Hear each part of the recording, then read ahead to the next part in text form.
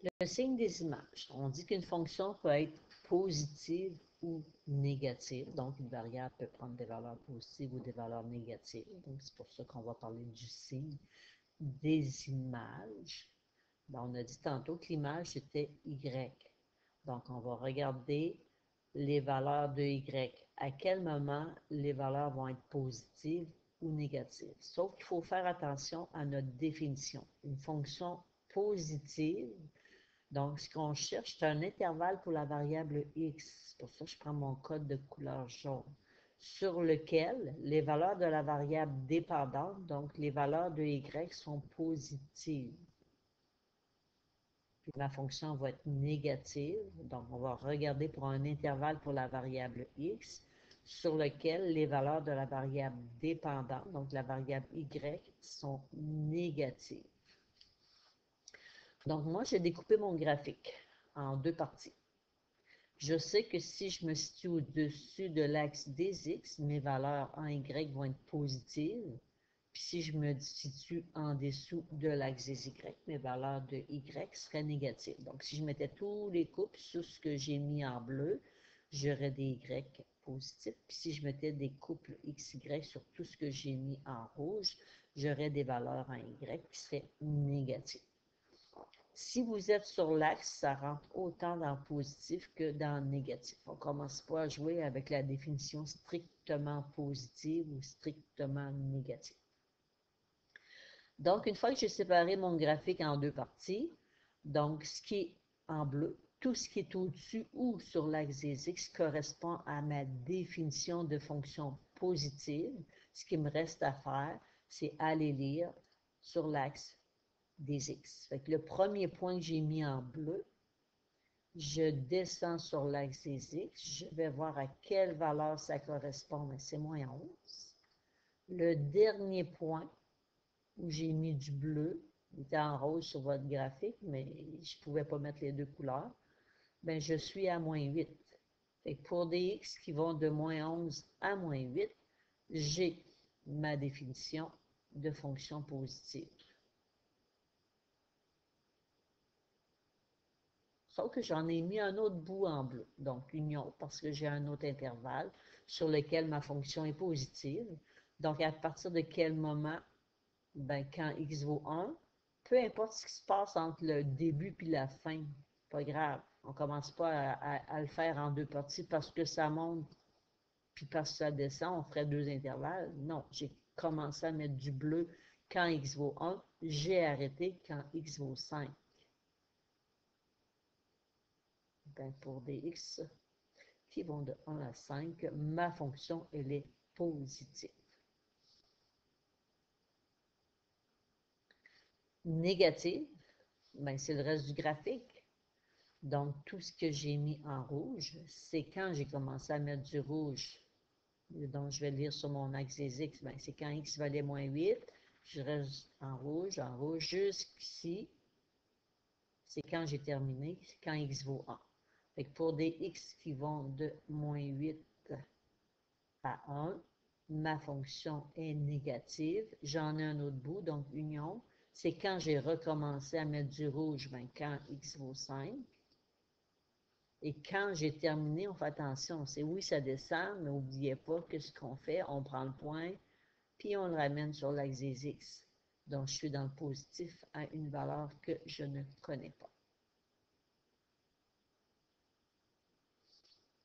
Donc, ça termine notre définition de signe des images. Donc, on a ici un exemple avec lequel on va pouvoir pratiquer toutes nos définitions. Donc, on demande de faire l'étude complète de la fonction suivante. Donc, il faut regarder les valeurs du domaine. On cherche les valeurs du domaine sous forme d'intervalle. Image, extrémum, 0, ordonnée à l'origine, variation, signe des images. Donc, votre code de couleur, qui touche à l'axe des X. Donc, le domaine, ce sont les valeurs de X. Les zéros, ce sont les abscisses à l'origine, c'est X. La variation, on lit sur l'axe des X. Et le signe des images, on lit sur l'axe des X. Pour l'axe des Y, l'image, l'extrémum et l'ordonnée à l'origine. Donc, le domaine, l'ensemble des valeurs que peut prendre la variable x. Donc, on prend le graphique, on le lit de la gauche vers la droite parce qu'on suit notre axe, fait qu'on regarde le premier point où mon graphique a commencé. 1, 2, 3, 4, 5, 6. Donc, mon graphique a commencé à moins 6 pour x.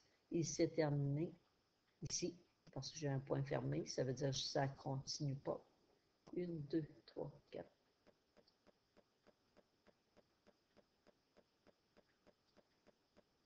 Donc, je me mets des points de repère pour la suite. Fait que ça a terminé à 13. Fait que mon domaine, ben, les valeurs de x varient entre moins 6 et 13. Il faut faire attention, j'ai un rond ouvert. Ça veut dire que moins 6 ne fait pas partie de mon graphique. Puis quand x vaut 13, j'ai un point fermé. Donc, fermé. L'image, ce sont les valeurs de y que je cherche. Donc, je vais lire mon graphique du bas vers le haut. Fait que le plus bas que je peux atteindre, ben, le plus bas que je vais avec mon graphique, je suis à moins 9. Et le plus haut que je peux atteindre avec mon graphique, je suis à 9. Fait que les valeurs de y varient entre moins 9 inclus, parce que le segment ici, c'est un paquet de points fermés. Et le plus haut que je peux atteindre, bien, le point sur ma courbe, c'est inclus, sinon vous mettrez un rond vert de moins 9 à 9. Les extrémums, aussitôt qu'on connaît notre image, la plus petite valeur, ben, c'est notre minimum, fait que moins 9 minimum. Et le plus haut qu'on a atteint, maximum.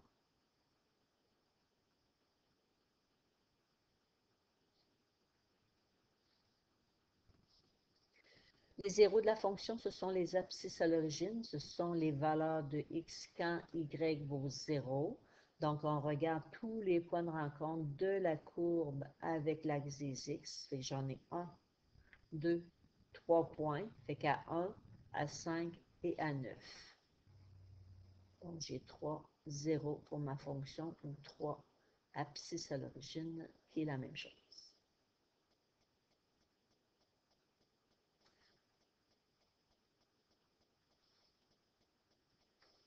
L'ordonnée à l'origine, c'est la valeur du y quand x vaut 0.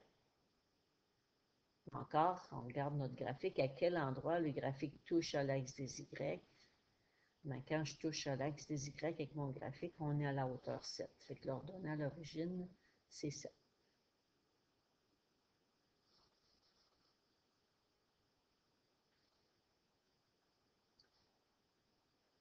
La variation, vous devez me dire croissante, décroissant, constant. Donc, regardez ici, vous pouvez vous mettre de la couleur. Moi, ça va être facile, je peux effacer après. Donc, j'ai mon petit bonhomme, il part à gauche. Qu'est-ce qu'on voit? Il descend. Après ça, il monte. Pour ensuite redescendre.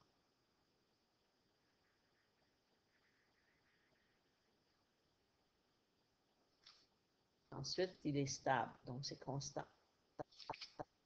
Ensuite, ce qu'on voit, il monte.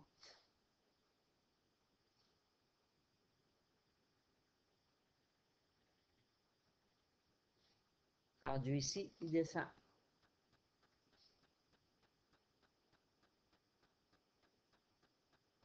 Pour la suite, remonter. Donc, mes surlignants ne fonctionnent pas vraiment. Je ne suis pas ma courbe, mais le principe, c'est que vous compreniez qu'est-ce qui arrive. Une fois que vous avez déterminé ça monte, ça descend ou c'est stable, c'est que vous êtes capable de catégoriser. Donc, vous devez dire si c'est une fonction croissante, décroissante ou constante. Donc, mon premier bout que j'ai mis en bleu, je sais que ça descend, c'est décroissant, donc je prends mon point, je vais lire sur l'axe des x. J'ai commencé à moins 6 et j'ai terminé à 1, 2, 3, à moins 3. Fait que pour des x qui vont de moins 6 à moins 3, je vois un graphique qui descend. Donc, décroissant.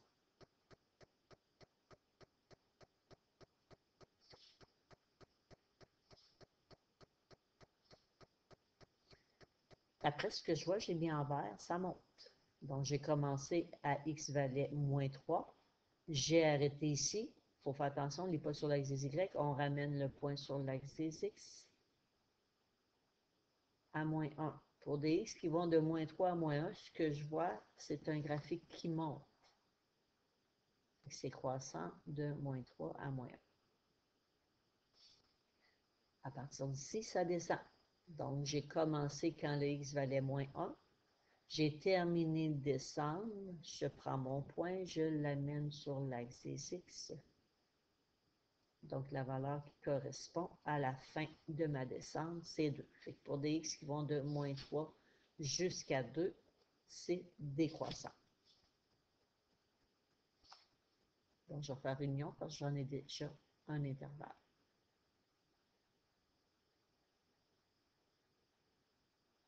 Rendu ici, c'est stable. Donc, c'est constant pour des x qui a commencé à 2 et on se ramène sur l'axe des x avec la fin de la constance à 4. Fait que pour des x qui vont de 2 à 4, c'est constant.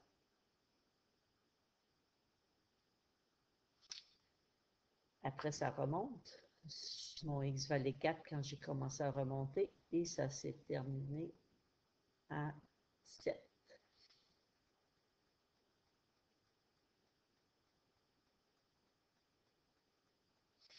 Je redescends. Quand j'ai arrêté de descendre, je prends mon point, je l'amène sur l'axe des x. Ici, je suis à 10. Fait que pour des x entre 7 et 10, ça descend, donc c'est décroissant.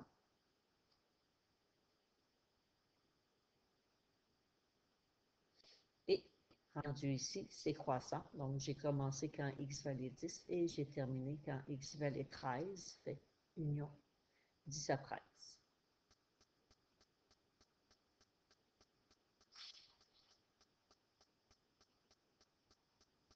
Pour le signe des images, on sait que les images, les Y peuvent être positifs, les Y peuvent être négatifs. Donc, j'ai séparé mon graphique en deux parties. Tout ce qui est au-dessus de l'axe des X correspond à ma définition de fonction positive. Tout ce qui est en dessous correspond à ma définition de fonction négative. Donc, une fois qu'on a partagé le graphique en deux parties, bien, il reste à lire sur l'axe des X. Fait que tout ce qui est en bleu, pour moi, c'est fonction positive. Et je lis de gauche à droite. Fait que le premier point que j'ai mis en bleu, j'étais à moins 6. Peu importe que ça descend, que ça monte et ça redescend, je ne m'en occupe pas. C'est le moment où j'ai arrêté de mettre du bleu, j'étais à 1. Donc, le moins 6 est exclu, le 1 est inclus. J'ai recommencé quand x valait 5 et j'ai arrêté quand x valait 9. Donc, de 5 inclus à 9. La fonction est négative, donc elle est en dessous de l'axe des x pour des x qui vont de 1 à 5 inclus. Donc, tout ce qu'on a sur les axes, c'est toujours inclus autant pour positif que négatif. Et on a recommencé quand x valait 9 et le dernier moment quand x valait 13.